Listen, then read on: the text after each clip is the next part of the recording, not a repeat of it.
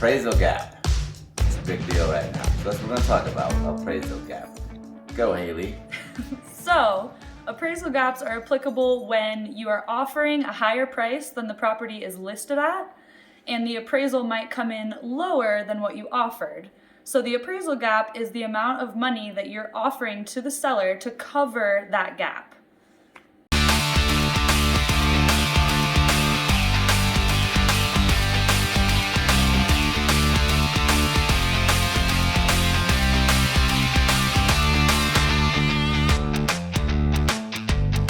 The way that the vast majority of realtors write a contract with an appraisal gap says that you will cover, let's say, $10,000 up to the purchase price.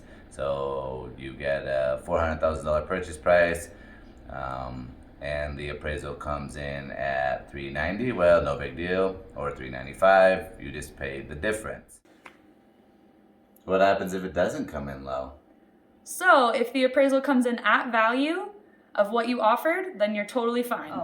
If the appraisal comes in above what you offered, you don't have to worry about that. That can be kept confidential. The seller doesn't have to see that. So that's something to keep in mind too, that you're not going to have to pay, if you offer a $10,000 appraisal gap and the appraisal comes in over what you offered, you're not going to have to pay $10,000 more. You're just going to pay what you offered, and that's it. So if it's at value or above, you don't pay any of the appraisal gap because there is no appraisal gap. And a lot of folks right now are using appraisal gaps. It is to ensure that you are giving the seller the actual price that you're offering in case the appraisal comes in low. So the appraisal doesn't always come in low, but it just makes the seller feel more secure. If it comes in low, we're going to have a talk or cover it in some way.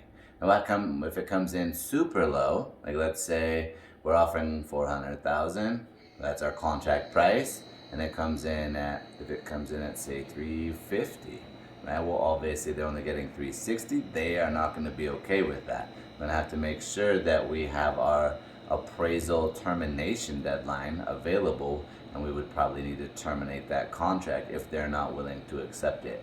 I've seen times where it does. They accept a big difference because they need to close. But if you were to say $40,000 low, the chances of them closing is very small. They're probably going to go back on the market in a market like this and take a different offer and try to close that one. For you that are out there wanting to buy a house, saving up all the money you can is a big deal right now. Appraisal gap is real. We're seeing multiple offers on the vast majority of houses listed, and the vast majority of accepted offers of those multiple offers have some amount of appraisal gap. Not every time, but it is very common. Even if it's just a few $1,000s, $3,000, $4,000, $5,000, if you have that saved up where you can use that money for appraisal gap instead of using it for a down payment, or you have your closing costs covered and all that, it's a big deal right now. We definitely want appraisal gap if it's at all possible. If grandma has a little bit of money she can give you, that can be helpful. Yep, so basically the appraiser is going to give the value that the bank is willing to loan you to purchase the house.